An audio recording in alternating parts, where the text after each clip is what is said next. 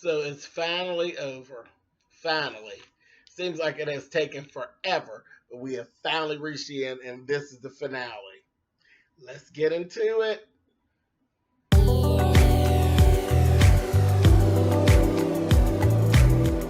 And I'm like, come on through, Cookie. I'm going up on my soapbox. That's basically it. Let's talk about drag and all its forms.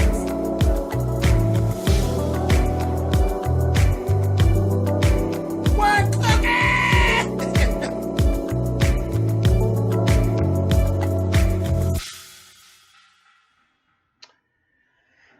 Hey guys, thanks so much for clicking on the video. This is the finale. This is the 16th episode of season 5 of Love and Hip Hop Atlanta. It seems like it has taken us forever to actually get to the end of this. And I don't know if that's really a good thing or a bad thing. It's just kind of seemed to have gone on and on and on, and they really weren't doing a whole lot of anything. But we're so accustomed to watching it, so it just kind of is what it is. But I'm glad to see that Love and Hip Hop Hollywood is going to be starting on August 15th. So I'm all geared up and ready for that. Okay, so anyway, let's get to this. First thing we got K Michelle and Arian, and they have a little conversation. They basically go into the whole thing of Arian's like, okay, I'm so happy. I done got inspired for the time that I actually did spend with you, and I'm working on my music. I actually have a song, and I want to do a small little listening party. Kay's on some shady shit, and she's just like, "Oh, girl, that's cute," that kind of thing. It's like whatever, Kay. And then they actually talked about the situation about when Arian got left. She explained it. Arian understood it. They moved on. Now, in this little section, which was some fuck shit, Kay talks Arian into inviting Joseline to her little listening situation. And Kay's not even going to be there. Bad idea, bad idea. And I kept saying, oh, that don't sound like that's going to be too good. And of course, I was right. It wasn't good because Joseline is a motherfucking wild dog. So that's that. It just is what it is. And I wouldn't have agreed to it anyway because you know what, K. Michelle, bitch, if you're not going to be there to control your pit bull, then bitch, no, I'm not going to have your pit bull at my poodle party. I'm just not going to do it. So, but whatever. Of course, Arian went in for it. Fuck that. Next, we got Rasheeda has a cookout. So they, and again, remember, we're wrapping everything up and pulling everything together. Kelsey is chilling. Kelsey Frost. Kelsey actually performed at the cookout. And I was just kind of laughing at Rasheeda, like, y'all niggas act like y'all ain't never had nothing. And, oh, yes, these 11 acres of land. Like, who says that? Like, we had a fucking cookout in my backyard. And that's enough. We'll need to know what the dimensions are of your land. Now, you act like a motherfucker that ain't never had nothing, but whatever. But Kelsey performed. Shirlene and Mama D actually ended up making up, which was good because Mama D was on some fuck shit. She come in there though and gives Ernest a copy of her will, and it basically says that whenever she expires, baby, he's getting $1, and that's it. And she said, I ain't changing the shit until you bring some shit to the table. And I was like, okay. And then the other thing, Mama D was like limping, and she had a cane. So I was like, I'm not gonna make too much fun of her. I like her new little haircut. It's age appropriate, and she looks real cute with her little haircut and stuff. So I ain't gonna bother her too much. And she was limping. I was kind of worried about Mama D. I fuss about Mama D, but we like Mama D. She's just fucking ridiculous. She ain't got it all. But she was limping and she had a cane, but she talked plenty of shit before she rolled out of that motherfucker with that motherfucking Ernest because he ain't shit. And that's just the way it is. After that, we actually saw Mama D performing her new single in that order.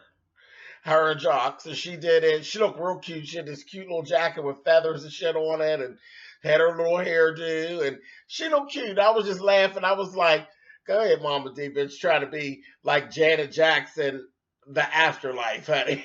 I said, "Girl, get it, bitch." But she did her little thing, and it was like cute. And Scrappy thought it was cute and couldn't quit grinning, at her. I was like, "That's cute." Like he said, she's doing what she's been wanting to do, and there ain't no read on that. I mean, it is what it is. Mama D's a joke, but there's no read on anybody doing whatever it is that they love to do or whatever they aspire to do. I don't have no reads on that. I really don't. She's ridiculous though. Like I said, Janet Jackson, the afterlife. So we just laughed at her. They actually talked about Bambi. And Scrap's like, you know what? I can't get over the Bam. I want the Bam. You just gonna have to deal with that. And I'm like, hey, it is what it is. I ain't fussing. I ain't gonna fuss about Scrappy's fat ass. It is what it is. He wants the Bam, and he should have her if she'll have him. Period. So Mama D was like, I'm tired of fighting. I'm tired of arguing. She kept trying to sell him that Betty Idol stinking fucking whore. He's, I don't want that bitch. And I don't blame him. Now, that's the only smart thing he did. That Betty Idol's ridiculous. Um, Stevie and Joseline had a little sit down where they basically just broke up. We literally just watched them break up. Joseline was acting like a bitch. She wasn't talking about nothing. She ain't apologized for none of the shit she did, none of the shit she started, none of the lies she told. She's like, fuck this shit. It is what it is. I ain't taking it back, and fuck you, you don't like it, whatever. I'm like, all right, Jocelyn, you right back to wild dog status, girl. It ain't looking too hot for you now, as far as I'm concerned. You looking ridiculous. He ended up telling her, they basically broke up. He told her, you looking kind of flabby and fat. She gonna say, good night, bitch. I said, oh my God. The two of them are just ridiculous. But I think Stevie, you're being very bitch-like as well. So it ain't a good look for you either. You know, you're really bitchy when you don't get your way, Stevie J. You just sit your big dick ass down somewhere, clown.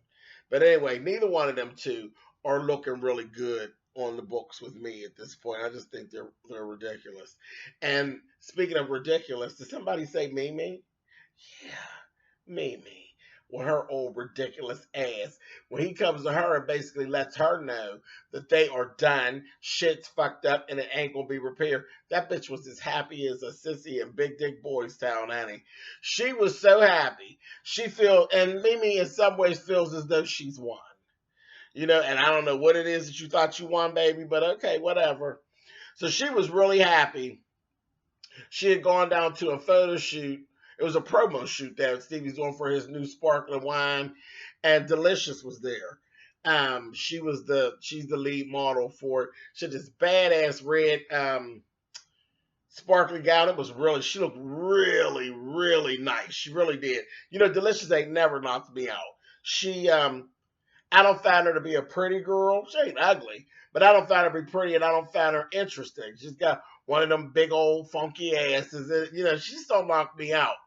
But she looked so good in this scene that they actually had her in here. I was like, okay, Delicious bitch. I was with it. She looked good. She really did. So that was all that was actually going on. And again, like I said, I just am looking at Stevie, and he's looking very bitchy in my eyes at this point. He's running around literally upset because he's not getting his way, and he's playing games. And then when he talked to Mimi, she just got sucked right in. I'm like, whatever, whatever, whatever. This is when they're happiest. They're ridiculous. Okay, so let's talk about Karen, Karen King. Crooked ass Karen King, honey. They had the little party for the little boy King and all of that. Tierra brought her ass in there with Jay Nix. Honey, Karen gave, honey. Who's that, honey? Why is he here? I said, okay, Karen, bitch. And put him the fuck out. So my son's not here, and it doesn't seem um, proper for him to be here so he can leave. Put his motherfucking ass out the party, okay? Then told Tierra he's a nerd and he ain't cute, and I just want better for you, bitch. And the both of them kiki and laughed. Kiki and laughed. The read was really on Jay Nix, and I'm going to touch on that again when I go wrap up everybody at the end. We're going to touch on how big of a joke the Jay Nix is in his whole existence this whole season. He's a little round motherfucking joke. An Eminem, if you will. Anyway, moving on. Um, Next we had a scene where Bambi and Scrap got together. He took her to this, he rented out this place or whatever. I'm thinking they must go have lunch or something. But everybody's there. Her mom and Tammy and Rasheeda and Kirk was there. Um, Mama D and Ernest. Mama D had a real cute dress. Mama D looked really nice in this one scene. Real cute dress on. Rasheeda had on some motherfucking heels that were beautiful. They were a powder blue pair of heels, like Italian heels, but they were so motherfucking high that that bitch couldn't even get it together. I said, well, those are useless. She was in the motherfuckers pushed up and leaning forward. I said, girl, you are ridiculous. Why do people do that? Why? Why is it? I mean, it's not always fabulous to have the highest pair of heels that you can wear. What is that? Where does that come from? Oh, I gotta have the highest heel possible because that's no, bitch. If you can't wear them, then it's useless. She was useless tipping in the motherfucking shoes on the car. Useless, bitch. If you can only handle a kitten heel, then bitch, that's what you should be wearing. Meow. Fuck them tall ass heels. Leave them where they at.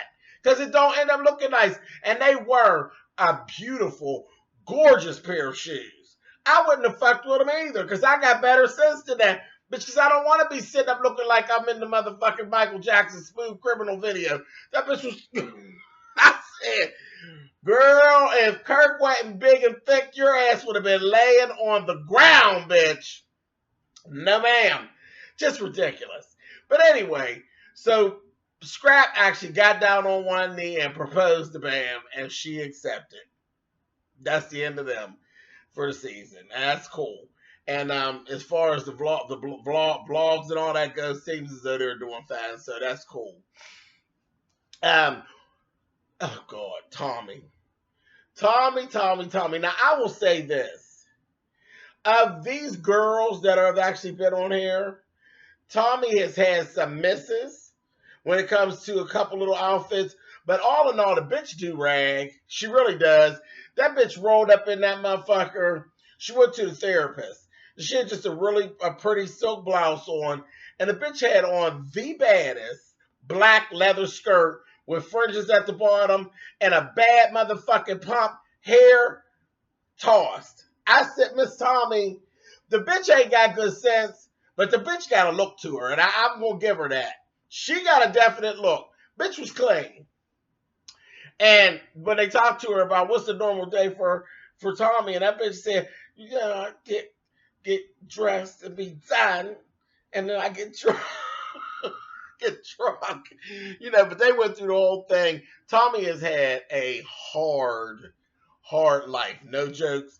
If she's telling the truth, my heart kind of go out to her. She really needs the counsel. She really needs the help. And that's no joke. That's like really no joke. Tommy needs somebody to talk to and get some things straightened out. Because her shit really goes all the way back to childhood where she's been dealing with some of these demons that she actually has. And alcoholism is an issue with Tommy. It's an issue. But she's young. She could get hold of this shit and straighten it out. You know what I mean? Yeah. I want to see Tommy do better, because fuck, but she done been that girl, the other girl, and the bitch around the corner, girl, I'll try to be somebody else, be Tommy, So I think Tommy could get it together, and I hope that even if she's not on here anymore, you know what I mean? Because this may not be the thing for her. She needs help though. And that's serious business. I ain't trying to be funny. She needs help. She needs to continue talking with a therapist and trying to work through some of that shit. I mean, even back, she started talking about that, there were 7 children and how they used to play in the graveyard and shit. And she's like, we was always surrounded with death. I'm like, all right, Miss Tommy, honey, my heart was going out to her a little bit, yeah, but I want to see Tommy win, and I think there's something out there that Tommy can do. I don't know, if her music is going to be good or what, but I don't know. She need to work through some things. All I do know is the bitch need to stay in counsel. She really does. She needs to stay in counsel. She needs someone to be able to open up to and work through that mess. All right, enough of that. Moving on. Okay, so Arian has her little listening party. Now, Arian looked beautiful. Y'all know I think Arian is just so sharp. She looked beautiful. Surprisingly enough, they played her song and it was good. It was some good shit. So boom, smash in your face, K. Michelle. Her song is definitely a song that I would rock to. It's like a real sexy, kind of laid back, yeah, that kind of thing. It put me in mind of, if you all watched the last R&B Divas, when Brave Williams was on. She has a song that's very sexy, and it has a hip hop feel to it, but it has a very sexy feline kind of thing going on, and that's what I got out of Arian's song. It's definitely something that I would rock to. I liked it, but she did really well with that. She did do what Kay asked. All the girls showed up and they were really nice. Everybody was behaving themselves. Everybody was getting along real good. Even Dee and Betty were there, and they actually looked nice. They looked nice. And even Dee was together. Her hair was done nice. Her makeup was done nice. She was literally blending in with the girls the way that a respectable transgender woman should. Sit over there and fucking be quiet, bitch, and just chill. Have a motherfucking drink. You don't have to be seen because everybody's seeing you when you walk through the door, bitch, because you're 7 foot tall. It was cool. I was with it. I said, okay, bitch, you finally got it. It took you all season, bitch, but you got it. And I'm here for it. So everything was cool. And then in walks the motherfucking devil, Joseline and Dawn. Thing 1 and thing 2. They ain't did nothing but started trouble all motherfucking season. Joseline had on some bullshit. Had on a pair of pants that was totally see-through, white, and these white drawers. It just looked just as trifling. I was like, I just didn't like that. Everything that she's wearing lately is all lingerie. And I mean, this is kind of her thing too. But now you're going into these industry parties and you're going places where that old stripper gear ain't the shit. Everybody else ain't dressed like that. You look crazy. But anyway, she over there being real shady. Arian says, she's here, this, that, and the other. And they're all like, oh, fuck, here goes some bullshit. Shit, Dee and Betty actually left. Because they were like, the atmosphere wasn't too cool. We got up and we rolled. And they left. Arian goes over, tells them, come on over, join the girls, let's have a good time. Because they completely missed all the music and everything. Let's have a good time. They go over there right from the gate. Joseline gets started. Starts right up with Mimi. Just whatever, just attack Mimi. Calling her stupid, calling her a bitch, and all this other bullshit. How do you feel? How does it feel for me to take your man and then give him back to you? She said, I don't know. How does it feel? Especially knowing that you weren't married, you dumb bitch. Honey, and Joseline threw her drink on Mimi. And Mimi stood there, and she took it. She had a splash in her face. And she took it, and she was like, you're a stupid bitch. Then, Joseline wanted, wild dog. Mimi stood up on the couch and talked plenty of shit. Joseline went, it was so reminiscent of that shit with that motherfucking, of the old reunion last time. Only difference is she ain't all had up, but she still, at heart, is a wild dog. And they escorted her out, and then Mimi did tell Arian felt bad. I could tell she really felt bad, but Mimi cussed her out. And this time, I was actually there for it. I was there for it because Arian, if I was Mimi, I'd have felt some kind of way too.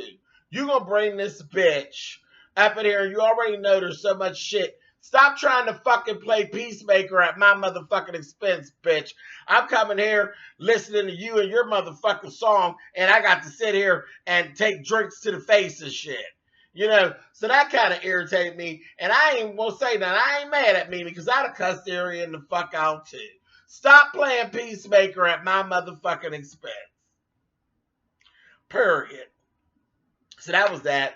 They escorted Joseline and Dawn's troublemaking ass on out. And then we just kind of went through and did like the wrap up of what people were doing, at the end. Carly Red, that bitch is doing all these imaginary businesses that she has.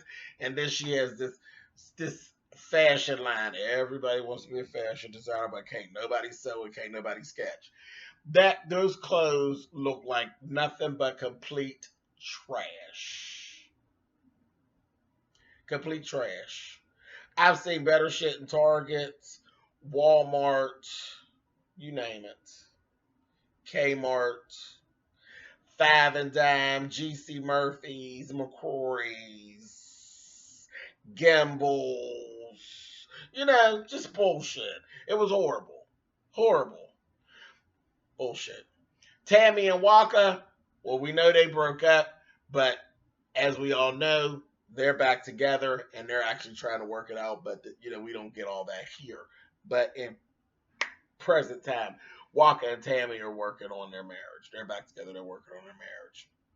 Mimi is going to pursue something with some interior design and getting back to being on the bus with Stevie. She didn't say that, but that's what the fuck it is. She want to be back on the bus with Stevie. So I'm dating, girl. You ain't dating. You fucking Stevie, girl. Go sit down. Anyway, K. Michelle.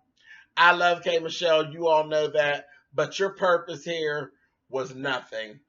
Everything here that was done, K, was useless. And it was like a backpedal and a pussy pop. It was all unnecessary. And I don't think you gained anything from being on here. And it actually turned out to be not a good look. So, bad move, Kay. Love you dearly, but that was a bad move.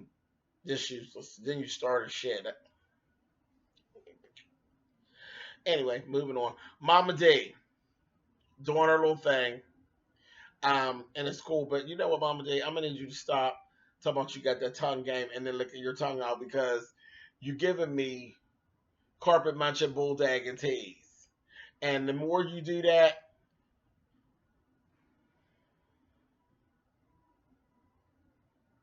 I don't understand it. I don't understand why you think it's cute. And there's nothing wrong with being a lesbian. I ain't got a problem with the lesbians.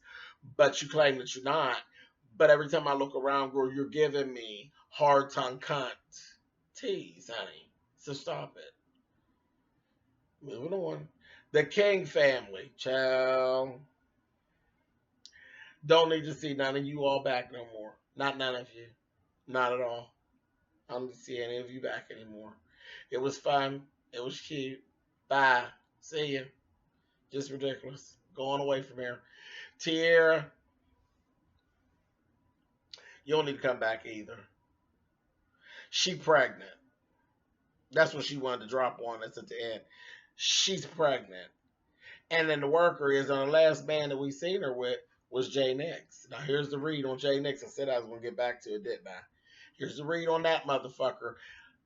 You're pregnant, but you didn't confirm nor not confirm that it's the Eminem's baby.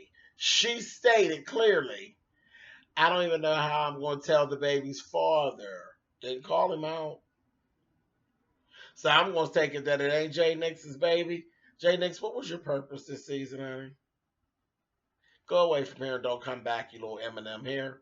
And Tierra, you take your good getting pregnant ass, your good fertile myrtle ass, and you go on and you run on into the sunset behind the car that the motherfucking Kings is riding in.